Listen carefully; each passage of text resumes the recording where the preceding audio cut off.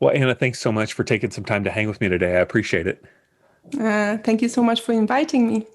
Yeah, it's good to be with you. Here.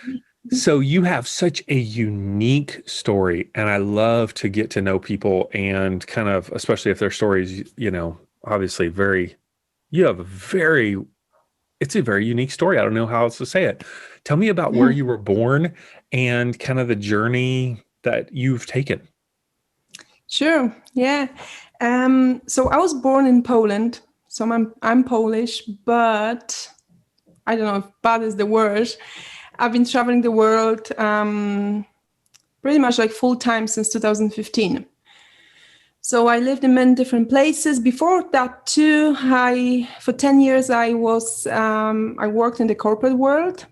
I was marketing executive like most of my career, like pretty much all of my career. This is what I studied.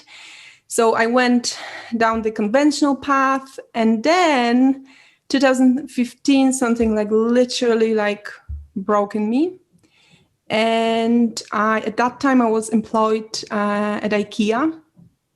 I was working for IKEA, which was a great company to work for. And despite many conversations with people, despite many different ways of thinking, I took that decision to leave and start traveling. Wow. Let me just jump in real quick because you said you were born in Poland, Yeah, and I don't know much about Poland other than I think I saw you were born in the 80s in Poland. Is that correct? it is 83 exactly. And when I was a kid, like Yeah. Polish jokes were the thing. Like people made fun of people who were Polish. And I don't even understand why that, like, I mean, Lech Walesa, like, I know he was huge during that time. Like, were you aware in Poland that people in the United States were making fun of you? I don't think I was aware of that at that time, and I don't think I even cared. I know there are jokes all over the world. I know Germans have some really funny jokes. So they used to have some jokes around like, if your car is not here, it's probably there, meaning in Poland.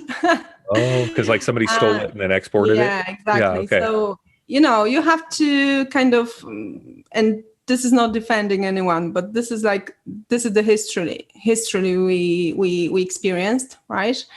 Which many people don't know, and it's tough. It's been really oppressive. Yeah, It's been like 60 years of communism. Before that, World War I, World War II. Before that, which you probably don't know, because why should you? It's like three partitions of the country, literally. wow. The country was parted in three times, right?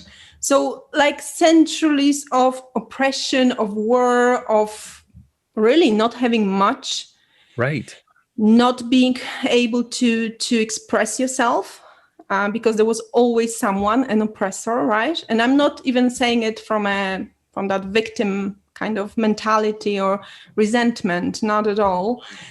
Just being conscious and aware, because some of these, I guess, these cultural beliefs, I inherited in a way. So I had to work through them to be able to travel the world, to be able to speak multiple languages, to be able to do business internationally, to be able to serve clients all over the world, and all of these things. So yeah, it's been a tough history. Although I have to say, like when I was born in '83. I would say that the communist era in Poland was coming to an end. So it Mm. officially ended in '98. So I kind of can remember some weird things, like my mom, like standing in lines like for hours to get some food. Mm. But other than that, I don't remember much. But it's on a cellular level, like you kind of feel it, Yeah, yeah, yeah. The like oppression. certain mentality comes with it. That's why I believe Polish people are. Oh, right now it's changing, but before were so much about like acquiring things, buying, having something stable. Like Polish people didn't used to like rent places. They had to own places. Just, I think this is my belief. That's nothing that's been proven, but I believe that's a lot down to that history, right? So Sure. you want to, like, after so many centuries of oppression, Right. you almost kind of want to own something Sure. so that it's, you know, you've got something, right? And Yeah, that all nobody makes will sense. take it away from you, right? So this is kind of my kind of analysis, let's call it this way, the way I see it, looking also at previous generations and my parents and my grandparents, and how even like taking this decision to travel the world and, you know, sell my car, sell all my belongings. So my family was like, they were going crazy. They were like, what are you doing? You've been working to get all of this, like such a long time, you know, all your professional life, and you're just like dumping it now. Throwing it Like, away. no, because, you know, like in Poland, and I don't think it's, I really think it's connected to that history that you value things so much more than experiences, or you used to value. Now it's changing a lot too. So I see people traveling here to South America, Latin America, Asia, like Polish people, which when I started traveling, probably like really seriously, like 10, 12 years ago, it was like hardly any people and Polish people to see in Asia, in Latin America. Now I do see them, right? So it's changing too, but I think a lot there was a lot of work done by the new generations too. Sure. Wow. So in 2015, you left your corporate job at IKEA. You were still living in Poland at the time. Is that correct? I was living in Poland. However, I was in an international project, so there was a lot of travel involved. It was a dream job, and I was living in Warsaw at that time. I'm from the south, so close to Krakow. This is where I studied, and then I moved to Warsaw, and I packed everything. I quit in June 2015 by What got Polish you, law. what got you to that place though? Like what was the thing that I mean, this is a huge decision. What was the thing that kind of pushed you to go, I want to see the world? Sure. So I had been traveling before that, Mhm. obviously. So I always took a month off. So there was always the agreement with my employer. And, you know, in Europe, I know in the States it's a little bit different. Like 10 days or 15 days is a lot, right, Right. of time off. In Europe, it's usually like, depending on the country, around like 30 days, 25 days, which is quite really a norm, right?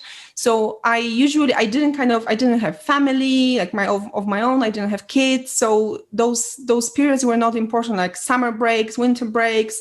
So I usually like worked through the whole year, and then around like February, March, I took a full month off pretty much Mhm. every year. And every year I would go somewhere different. I would go to I don't know, Argentina. I would go to Malaysia. I would go to really different places, and then really night, like warm places. I think that was the thing, because around this time, like February, March, it's like pretty like windy. The weather it's no longer winter. It's not spring yet, so it's kind of a weird time. So I took that holiday. It really was to recharge my batteries, to refresh, and I would go back with so much energy every year, right? And it would just really keep working, and I was happy. You know, it's not that I was so miserable and unhappy until 2015. And that year, I actually took a month off. As usual, I went to Cuba for a month. So I traveled with my one of my best friends, with my travel mate. We had traveled a lot together before, so we were really good travel mates. We went to Cuba. It was our first time in Cuba, although not the first time in Latin America, right? So we started traveling around the island, and you know, Cuba is very peculiar. And and I started kind of, I don't know, something started changing. I think it had been changing before, obviously, but I guess, excuse me, Cuba was that catalyst for me. to to see, okay, these people live literally like earn $20 per month Mm, or $30, right? And I'm not saying it's great by any means. I saw what poverty is there, and but then I saw like joy. Like I speak Spanish, so I spoke to people, right? And I connected to people, and I saw like, so what's happening that I'm going to that, fancy apartment that the company just is paying for me. I'm going to, all those fancy events. I have this great job, and a lot of travel, international travel. And yet I'm not happy. Like I actually dread the moment I'm gonna board the plane back to Europe. So where's the disconnect? I couldn't quite really pinpoint it, and I returned back home, and I tried to kind of coach myself. I was like, okay, you just need some time, like see how many good things you have got in life, and everything, and that wasn't working. mm. So I returned after that holiday in March 2015. In June, I handed in my notice. So it wasn't a super well thought out decision. It wasn't something I had prepared for, as you can imagine. And by Polish law, you've got 3 months. So I was already employed in the company 4 years. So after 3 years, you need to stay, like, it's to protect the employee and the company, obviously, 3 more months. Oh, wow. Okay. Yeah, so it's your notice period. Sure. So I did hand in my notice in June, and in September I was already boarding a plane to New York City, where I started my international adventure. So I started in the States. Amazing. And had you saved up enough money to be able to, travel around for a while, or at what point did you open your online business? Mm-hmm. Yeah, great question. Because I actually, like, I was saving money just for the rainy day, I guess. This is what you would call it, but nothing really special. That was absolutely not my intention to quit my job. And even when I was quitting, I remember those thoughts, like, should I ask for like unpaid leave? Because that was possible at that stage. I was already like for a few years in the company, so it wasn't like that I was like, I had to escape because something bad happened. None of these, right? I was dealing with human beings. They were amazing. And then I something in me felt like, no, it will just limit your creativity, even though at that point, and this is something that I still can't grasp, I never even like thought about my own business. It never crossed my mind. I don't come from an entrepreneurial family, quite the opposite. It's like the conventional way, which I, Sure. started my life following. And yet I kind of, something in me was telling me, no, just go for it. And you've got enough under your belt. You've got your masters, you've got 4 languages. You're gonna be fine. You're gonna be fine. 10 years experience, you're gonna be just fine. You worked in many countries. I worked in Germany before that. I worked in Ireland, all in marketing. So I was like, you're gonna be fine. And I did it. So there were some savings. Obviously, I sold my car. I sold my bicycle. So whatever was there to sell, really not to store it anywhere, just to start Sure, on a sure. fresh page. And your parents, were they still alive at the time? Yeah, my dad is dead. Yeah, And she was saying, she was saying, baby, what are you doing? Like, come on, like, you've got here everything. Like, you've got your amazing job at this international company, you've got your great salary, everything is like safety and security, everything that my parents didn't have right, because of everything that was happening historically. I right, did have, right? So I studied, I walked was away. successful, everything was great. And then yet I didn't feel like happy, right? How So many how many months would you say of money you had saved up where you could go, okay, I can go this long on traveling? based on whatever lifestyle, because you can travel lots of different ways, but like how many months of like runway would you say you had? I would say I had around like a year and a half. Okay, And so you this had a long includes time. like, yeah, but you see, like I don't care about like five-star hotels. I don't care about many things, which is not to say, it can be quite basic, but I love eating local food. Sure. I love I love road trips. So usually there will be a car involved and stuff like this. So there are certain things that I value a lot, while others like great accommodation. I'm okay with a simple motel when I was, Sure. or a tent sometimes, right? Or a hostel when I was traveling around the States. Having said that, I do like to have money for other things, right? So I do like to enjoy the culture of the country I travel around. So and then the next thing is that I started with the States and Canada, which obviously are not the cheapest to Right. travel, right? And I did spend a lot of time, like I think more than 5 months in the States. So I traveled from New York to Seattle, and I did a road trip down the West Coast, down to San Diego, Arizona. So I did quite a lot of amazing places. I did Canada, part of Canada, British Columbia, and then I moved down to Mexico, and this is when it, of course, got cheaper, less expensive. And this is when my budget was like, okay, you can breathe. Although I love that American part, and it's always going to be something that, really, this is where it all started. Wow. So, You so drove right all by me. I could have seen you in a grocery store. you could, yeah, yeah, Whole Foods, whatever, That's so funny. That's Trader great. Joe's. And so at what point did you say, what point did the idea of opening an online business, doing coaching and kind of more soul work, when did that begin to come to you? Yeah. So what started happening? So I actually moved to Mexico. I was in Tulum, in the east coast of Mexico, and this is when I started writing a blog. So I was like, so at that point, so you have to like kind of understand, right? So I was marketing manager for many years. I was managing many online projects. I studied marketing and online marketing, but I was managing them, right? So I was hiring agencies, I was hiring freelancers for different companies, because before IKEA there were other companies. And so I did understand a lot about marketing and online world, and I was always passionate about it. However, there was not much I was doing, like manually, like with my own Right. hands, or.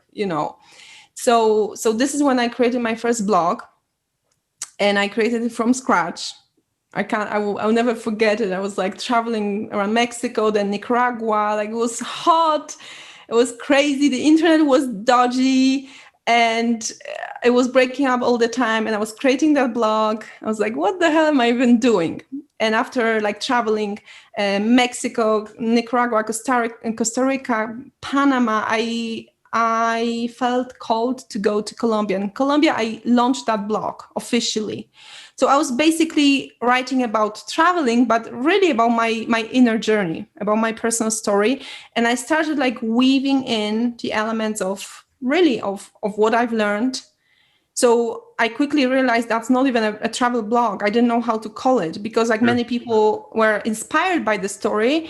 But what I was really interested in was not the travel so much, because I had traveled before a lot, but the travel, I saw it as I would say, a nice kind of nice packaging for all of it. Sounds Sure, ugly, sure. but No, I hear what you're something saying. like something that allows this inner journey, right? So for some reason, my soul needed that journey. Like, some people do this work, just go to a 1 week retreat, and they're just, oh, I'm so like, But no, for some reason, my soul needed that. And yeah, and that blog was kind of another like catalyst. So I was writing that blog, and then from Colombia I went to Cuba again, and I returned home after almost a year, Okay. right? Now, Now, the spirituality component of what you're talking about, the inner work, was that something that you had been introduced to growing up or in your professional career, or was it something that you were introduced to on your journey? That was something that I was introduced, or the universe introduced me to on my journey through very like different experiences, different people, through my own kind of, when you're traveling on your own, you're kind of uprooted, right? Completely. Like you start like after a year, I returned home, and home meaning Europe, because I went to Poland, but I spent some time in Germany, in Spain, in many different places around Europe, and I realized I am not connecting anymore. Like it's been only a year, but I don't really know where I belong. All I knew at that time was that journey had to continue. Like there's something more for me. And as crazy as it was, because like my money was, slowly running out, and many different things. Like there was like, it was time, like literally, and a former colleague of mine said to me, okay, Anna, like this like fun journey is over. Like the real life is waiting, right? And I was Yeah. like, no, like this journey continues. Like this is my life. And I had no idea what I was talking about. I knew I had to like keep traveling. And from there, I actually went to Southeast Asia. So I started in China, Hong Kong, and then moved down to Vietnam, Cambodia, Thailand, Burma, and Laos. So that was the next big trip. Wow. And there in Cambodia. So this is where I guess Southeast Asia, and especially Cambodia, was where that spirituality, because that was your initial question, kind of reiterated for me. Okay. So I was on a personal healing journey, because as you can imagine, okay, so I questioned everything I questioned everything I had done before. Mm. When I was like briefly in Europe, I was offered a job, a really well-paid job, without asking for that. I knew that would be selling my soul if I had taken that job. Mhm. So I didn't. But then, so where is it going? Right? Like we are like in the Western world, we are taught we need to have that direction. We need to know, we need a plan. Right. And so this is how I was raised, and there were a lot of questions, but I followed that journey and kept doing that inner journey, inner work. And in Cambodia, one of the places there, I was offered an internship in chakra and energy healing. Hey, so with you became aware of chakra, like who introduced you to the whole concept of chakras?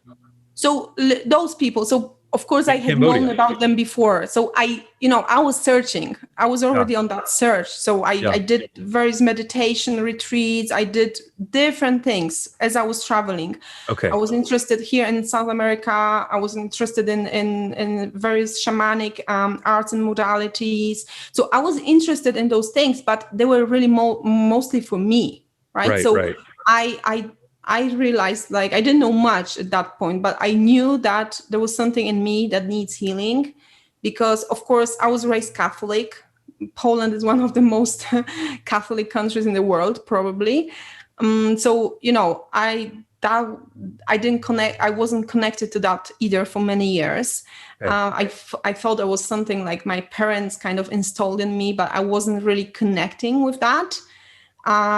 So I was searching, and I did know there was something, there was much more. I was always super intuitive. I was always very connected to the universe. I felt I was always protected on that journey. Like most of this journey was done solo on my own. So imagine that, like some of the craziest places. And I did have quite messy situations, but I always managed to get myself out of it. So okay, there was something more. That was sure. I was totally aware of that. Amazing. And So you were yeah, offered this internship. Did you take it, or what was the I next step? didn't. I didn't take it immediately. I actually said, okay, this is not happening. Come on, like what? Chakra healing, like meditation, great. Okay, and I went on. Like I traveled to 2 more countries. I traveled to Burma, Myanmar, and this is where I was like I was on my way there, and I was like, okay, so these things don't happen just like this. Like there is a reason for it. And I wrote back and said, yeah, I'm accepting that. Whatever. Like this was the moment where I was like literally surrendered. Wow. What year was this? That was 2016. Okay. All right. So you're about a year and a half into this journey. And like now Yeah. you say, I'm surrendered to this kind of new path. Now, Yeah. were you telling your mom or your friends back home, like, hey, I'm getting into energy healing? I went from IKEA to some chakras. All right. I did. And oh, let me tell you, was that a journey, another journey, because one thing, as you know, I'm sure, is like what's happening within you, right? Right. And even like maybe your family, your closest people, like absolutely like the people of choice, which, your family is not always the people of choice, if you know what I Sure. mean. Sure. Of course. Right. So those like closest people, so they would know. But usually like what's happening here, you don't even sometimes integrate it yet, but these things are happening within you, right? And then so that was actually funny because I had to kind of speak up because it was December. I accepted that, and I was traveling like 3 months before, like started traveling that's a specific journey. I started 3 months prior, and my best friend had wedding at New Year's Eve. On New Year's Eve in 2016. So I couldn't imagine like accepting that internship and not going at least for a few days to my best friend's wedding. Sure. And so I booked a flight. I accepted the internship. I said, I'm coming, but I'm coming January 2017, but because I have something to attend. And they said, okay. And of course, everyone was asking, everyone was, so what are you going to do now? Like my mom was petrified that I'm going to convert to Buddhism because Cambodia Oh, is Buddhist.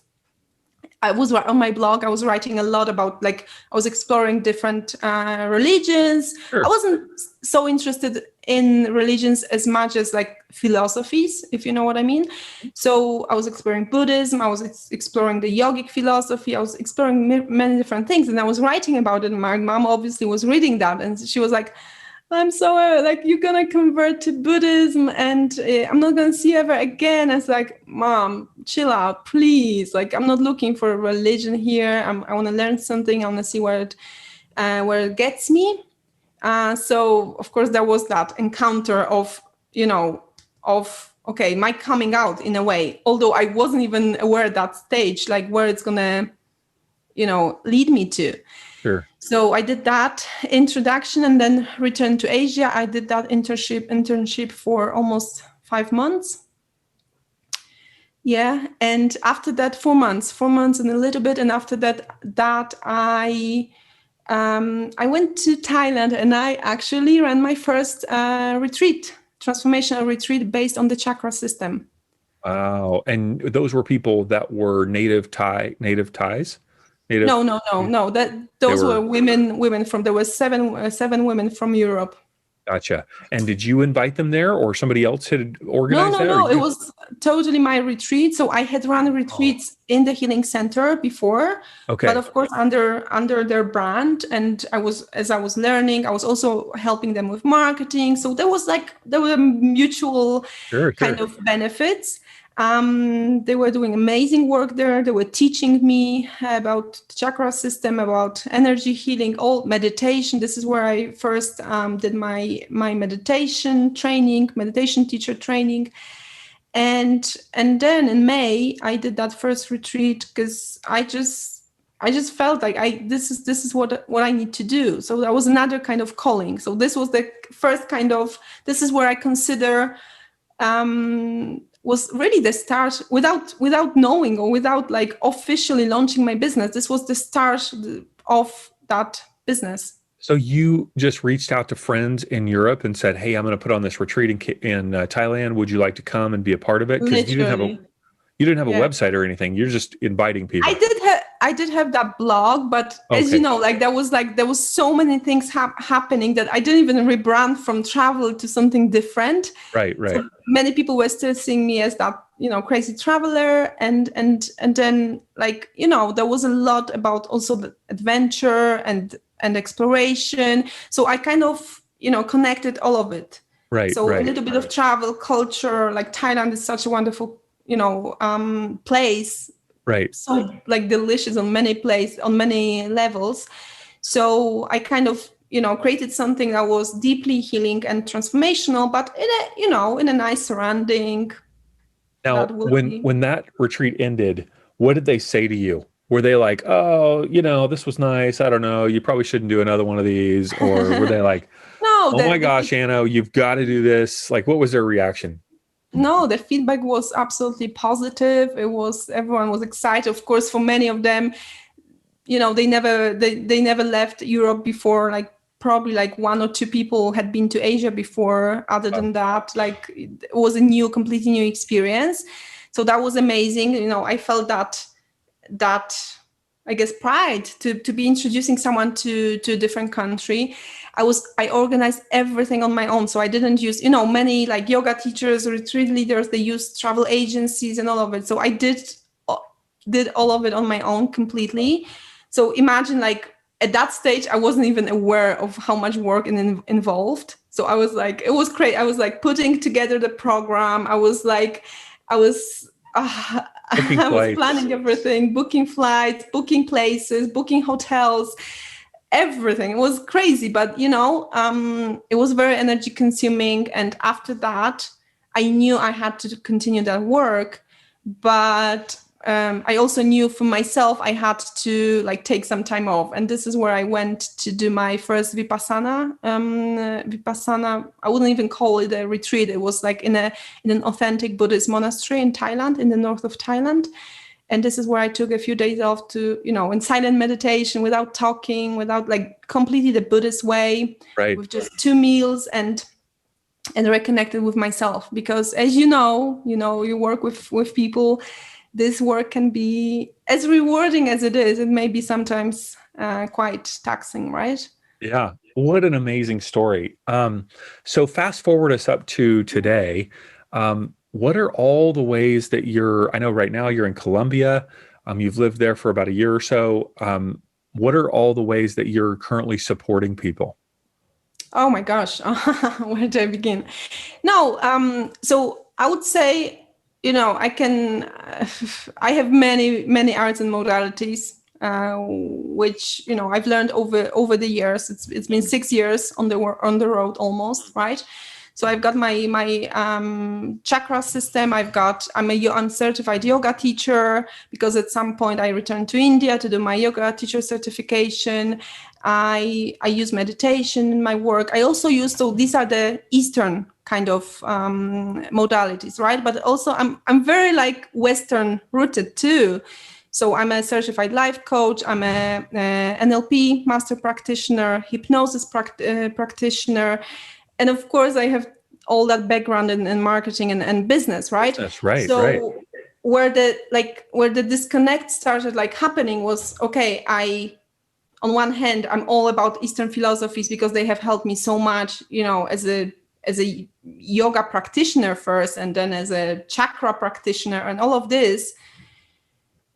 And yet, come on, like, I can't deny where I came from, and all those, like, I was still, like, super passionate about how the mind works, how, like, hypnosis has been hugely beneficial on my journey, and NLP, and so many different modalities. So I was like, where am I in all of it? And this is where I realized that that work that I'm doing, it doesn't have to be like one or the other. Like, Sure. I can kind of, fuse it. I can combine it.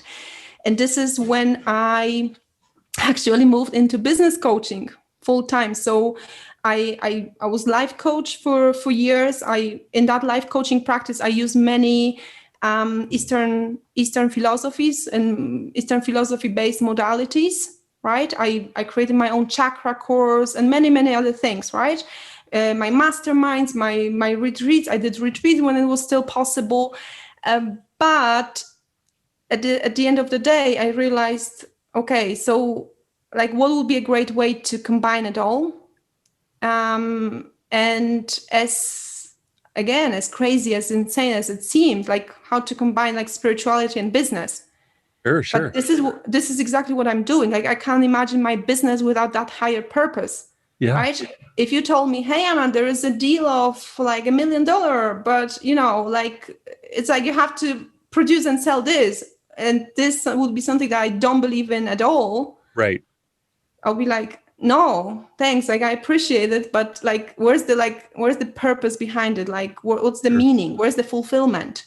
So this is how I created Miannah, and Miannah is a dedicated community for women all over the world craving more freedom, which is a big value for me, as you can imagine. Freedom, fulfillment, purpose, and impact. So I realized that, blending all of these arts and modalities and my previous experience would be the best way of creating impact in the world. And this is also like, the way you start realizing something and the universe confirms you, Sure. right? So this is how I first had my first business client 2 years ago. Someone came to me and said, Anna, I so love the way you do things, and I so love your lifestyle. Please, I'm gonna pay you. I want to have a similar life, right? Yeah. I said, yeah, but I'm not doing business coaching, and an integral part of this lifestyle is my business. But she says, I don't care, put something together for me. And this is how I Right. started transitioning from life coaching and yoga and retreats into business coaching, like using everything I have learned before, and branding and online marketing and communications and all, right? Amazing. Amazing. And so now you still offer on your website the chakra course, but you offer one-on-one business consulting and also I'm assuming some group coaching as well. Yeah. So right now I am, I still coach some corporate women. So this life coaching part is still there, mostly corporate women. But most of my client base are either aspiring or early stage female entrepreneurs, usually those soulful entrepreneurs. So usually, like, I feel very connected with the creatives because creativity is a huge part of my journey. Sure. So I support creatives, I support coaches, mentors, healers, yoga teachers, educators, and also sometimes even mission driven product owners. So as long as there's a mission or a higher purpose behind what you do, I'm happy to work with you and support you to create that bigger impact.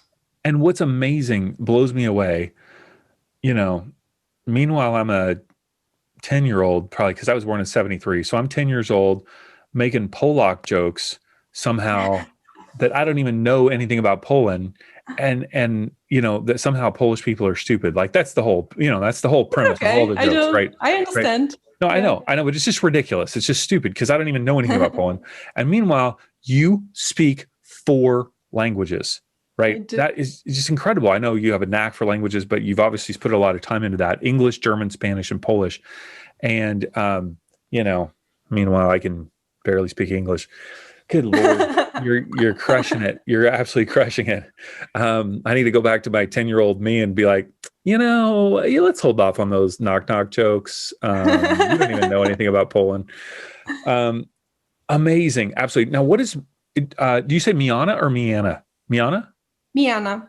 Miannah. What Miannah. does that mean?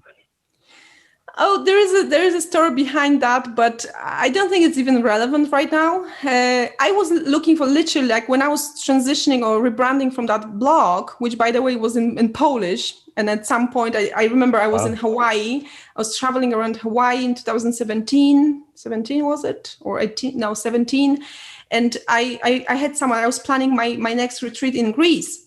And I had some women interested. And so we're like, hey, Anna, so, let us know, like, we would love to come. So some of them were living in, like, were originally living in Hawaii. Some of them were living in Oregon or California.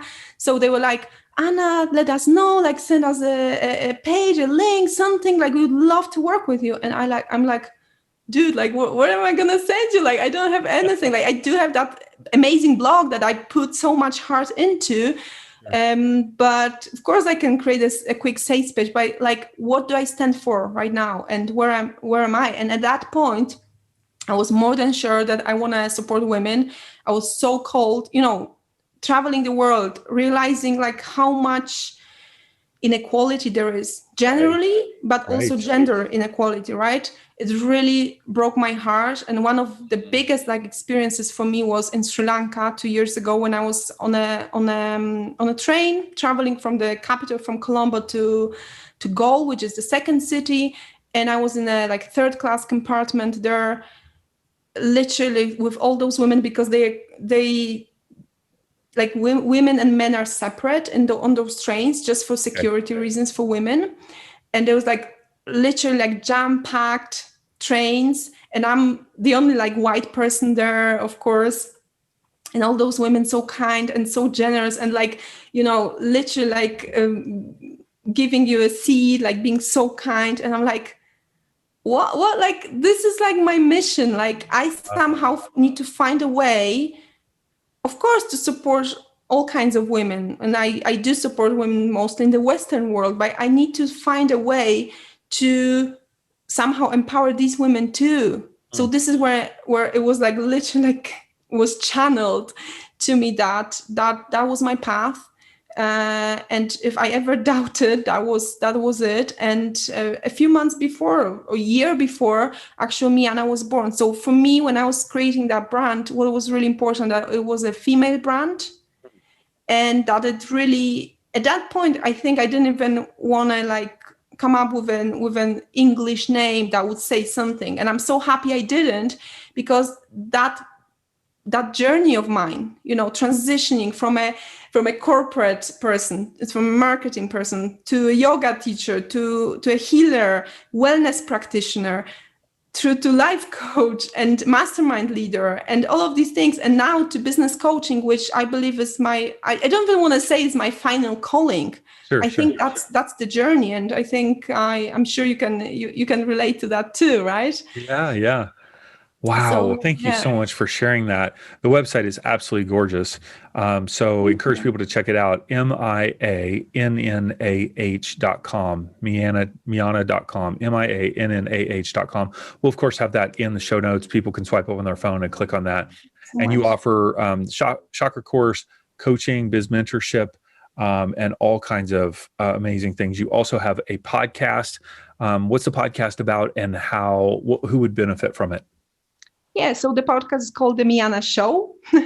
So everything around the brand. And the podcast is for passionate and purpose-driven female leaders and entrepreneurs who basically want to do their inner work, want to align with their purpose, want to find more meaning and fulfillment in their life, and ultimately also, of course, create more impact in the world. Awesome. The Miannah Show, you can find it on all the podcast platforms, of course. So, Anna, thank you so much for taking some time to hang with us today and just share your journey. I know your story will be so inspiring to people to know that they can find that path, right? And it doesn't have to be one like clear path with a plan in place, but you kind of meandered and have found your way into just making a huge difference in the world. So, thanks for sharing that. Thank you so much, David, for having me on the show. I highly appreciate it.